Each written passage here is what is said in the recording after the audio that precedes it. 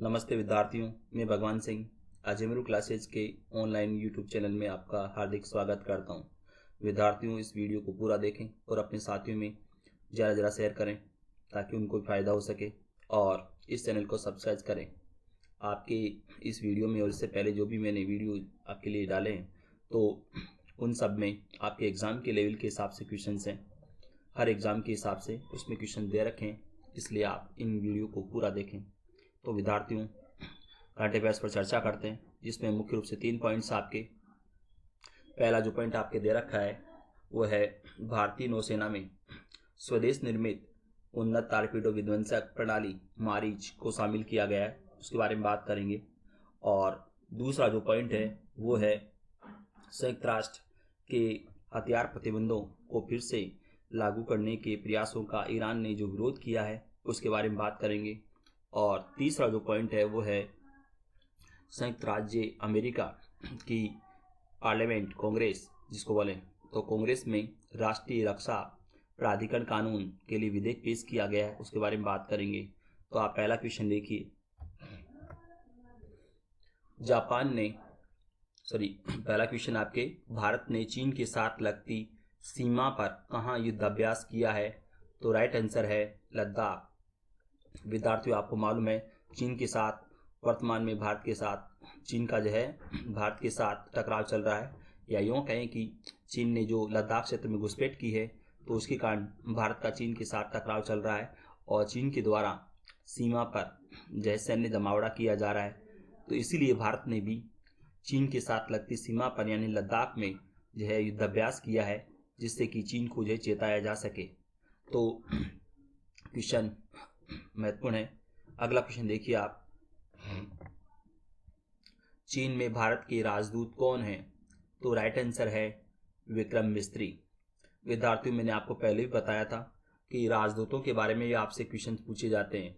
किसी देश के साथ कोई विवाद होता है या कोई संधि होती है या और किसी कारण से कोई जो है इस तरह का आता है नाम राजदूत का, तो एग्जाम में आपके नाम पूछे जाते हैं। इसलिए मैंने यहाँ पर इस क्वेश्चन को लिया है। इसलिए वीडियो में मैंने चीन के राजदूत का नाम जो है क्वेश्चन के रूप में लिया था, और यहाँ पर अब मैंने इस क्वेश्चन में भारत के राजदूत का जो है क्वेश्चन लिया है। तो चीन में भारत के राजदूत है विक्रम मिस्त्री। अगला क्वेश्चन, और इसमें आपकी जो अन्य ऑप्शन दे रखे हैं तो विद्यार्थियों इनको भी आप याद रख लेना। विनय मोहन क्वात्रा ये नेपाल में भारत के राजदूत है, रुचिरा कंबोज ये भूटान में राजदूत है, और ये तरनजीत सिंह संधू ये अमेरिका में भारत के राजदूत है। तो आप अगला क्वेश्चन देखिए। इसमें भारतीय नौसेना में शामिल मारीच क्या है? तो राइट आंसर है टॉरपीडो विध्वंसक प्रणाली। विद्यार्थियों, क्वेश्चन महत्वपूर्ण है, इसलिए इसके बारे में कुछ और आपको मैं बता देता हूं।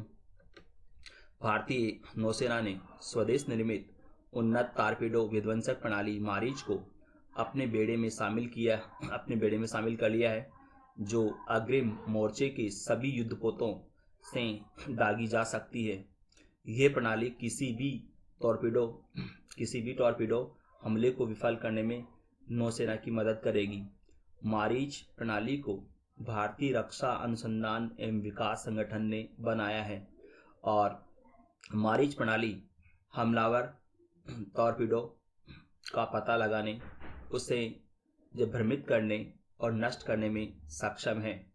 भारत सरकार के रक्षा उपक्रम भारत इलेक्ट्रॉनिक्स लिमिटेड के द्वारा इस विध्वंसक प्रणाली का उत्पादन किया जाएगा। तो विद्यार्थियों, इसमें मैंने आपको जो अतिरिक्त जानकारी दी है टॉरपीडो के बारे में, टॉरपीडो जो है विध्वंसक प्रणाली के बारे में, तो इसमें आपको ध्यान रखना है कि ये मारीच टॉरपीडो विध्वंसक प्रणाली है। और एक और क्वेश्चन आपको इसमें याद रखना है कि इसकी विशेषता क्या है।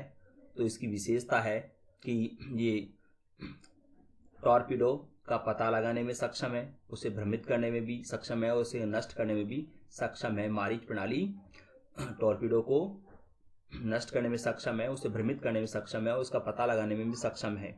ये मारीच प्रणाली की विशेषता है। और एक और आपको ध्यान रखना है इसमें कि मारीच प्रणाली को जो है किसने बनाया है? तो भारतीय रक्षा अनुसंधान एवं विकास संगठन यानी कि DRDO ने इसको बनाया है।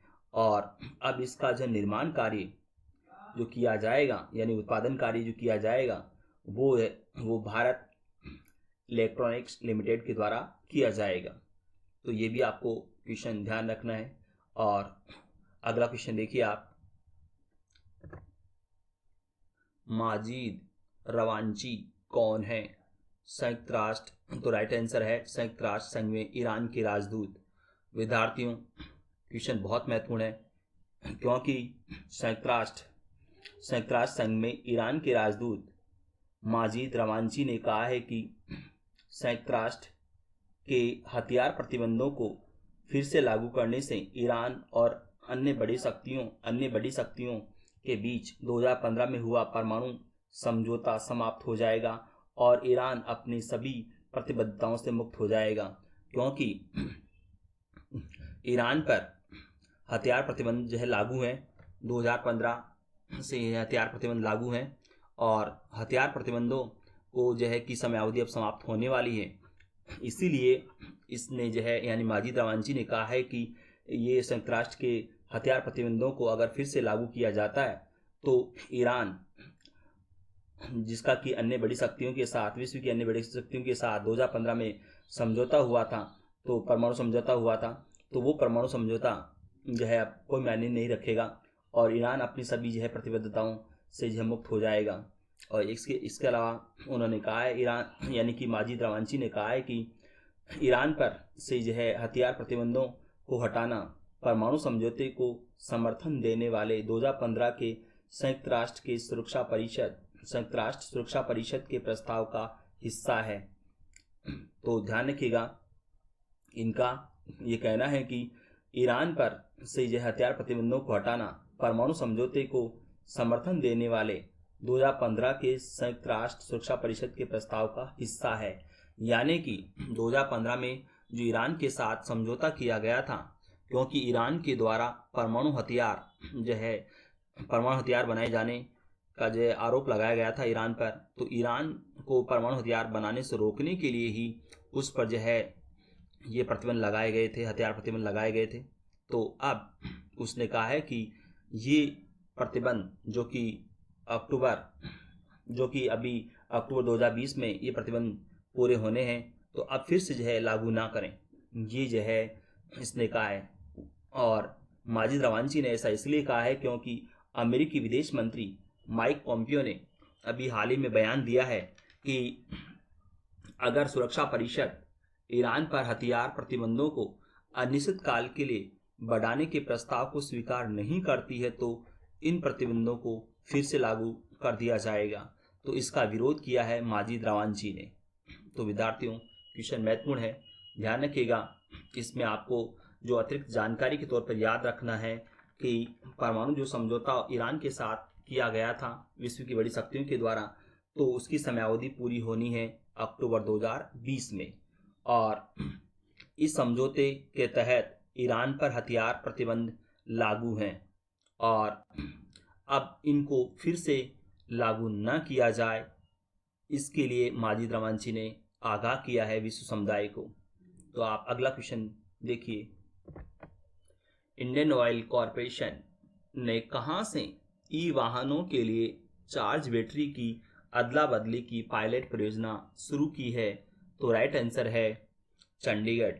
विद्यार्थियों, ई वाहनों की सबसे बड़ी समस्या होती है जो है बैटरी चार्ज करने की, और इसलिए वो जो है ज़्यादा लंबी यात्रा ई वाहनों से ज़्यादा लंबी यात्रा नहीं की जा सकती। इसलिए इंडियन ऑयल कॉरपोरेशन ने ये पायलट परियोजना शुरू की है ताकि लंबी यात्रा ई वाहनों से की जा सके।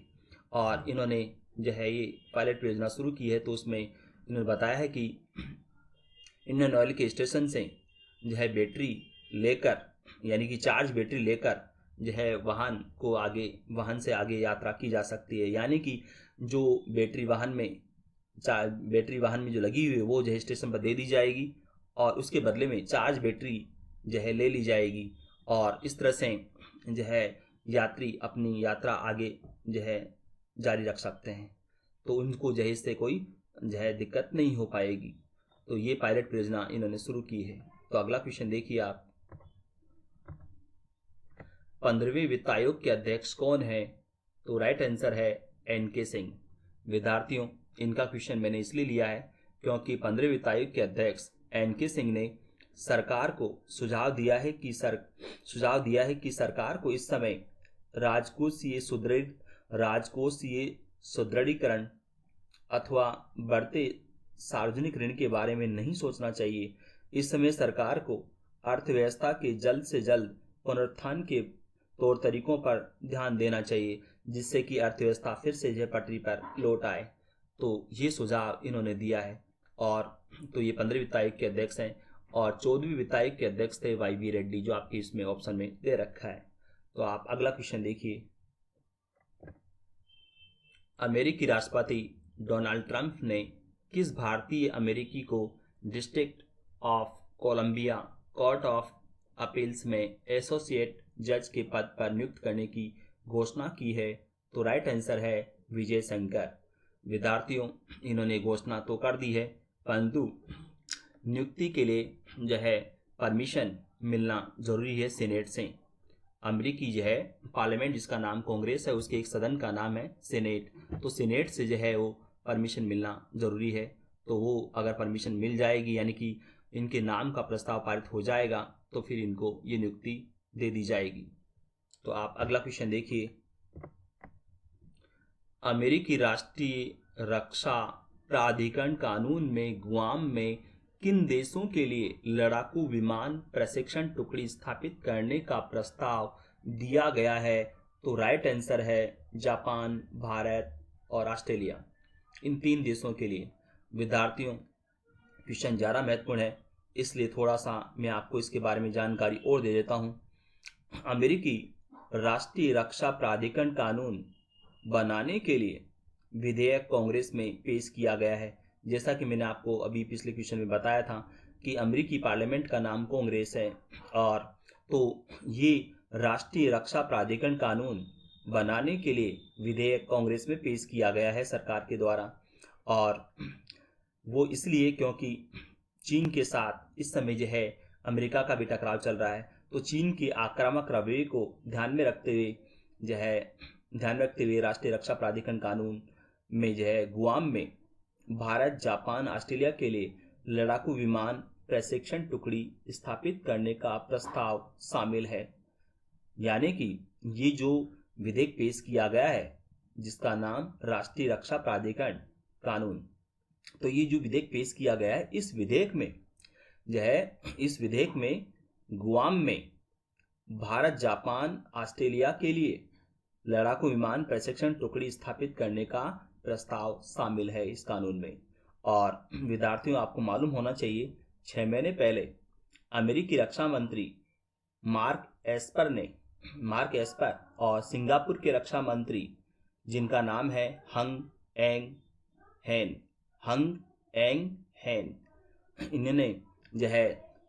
इन्होंने गुआम में सिंगापुर के लिए लड़ाकू विमान प्रशिक्षण टुकड़ी स्थापित करने के लिए समझौता ज्ञापन पर हस्ताक्षर किए थे। तो पहले सिंगापुर के साथ हुआ है समझौता, और अब जो है जापान, भारत और ऑस्ट्रेलिया तीनों के लिए गुआम में जो है प्रशिक्षण टुकड़ी स्थापित करने का जो प्रस्ताव इस कानून में जो है शामिल किया गया है। यानी कि राष्ट्रीय रक्षा प्राधिकरण कानून में ये प्रस्ताव इसमें शामिल किया गया है। तो अगर ये प्रस्ताव यानी कि ये विधेयक पास हो जाएगा, तो फिर भारत, जापान और ऑस्ट्रेलिया की सैनिक टुकड़ियां भी, यानी कि लड़ाकू विमान प्रशिक्षण टुकड़ियां भी वहां पर गुआम में स्थापित हो जाएंगी। विद्यार्थियों, आपको मैं जानकारी दूं गुआम के बारे में। ये गुआम प्रशांत महासागर के पश्चिमी भाग में जो है एक द्वीप है, और जो प्रशासनिक दृष्टि से अमेरिका के अधिकार में है। और ये मारियाना द्वीप समूह का सबसे दक्षिणी और सबसे बड़ा द्वीप है। तो गुआम जो कि अमेरिका की, जैसा मैंने अभी आपको बताया कि गुआम अमेरिका के अधिकार में है और वो एक तरह से उसके नौसैनिक अड्डे के रूप में है। तो यहाँ पर जो है पहले तो सिंगापुर के लिए लड़ाकू विमान प्रशिक्षण टुकड़ी स्थापित करने के लिए समझौता किया है सिंगापुर के साथ, और अब ये नया कानून बनाकर जो है भारत, ऑस्ट्रेलिया और जापान के लिए भी प्रशिक्षण टुकड़ी स्थापित करने का इसमें प्रावधान किया गया है। तो भारत को भी अगर ये कानून पास हो जाता है तो भारत, जापान, ऑस्ट्रेलिया को भी इसमें जो है यहाँ पर प्रशिक्षण टुकड़ी स्थापित करने का प्रस्ताव भारत को दिया जाएगा।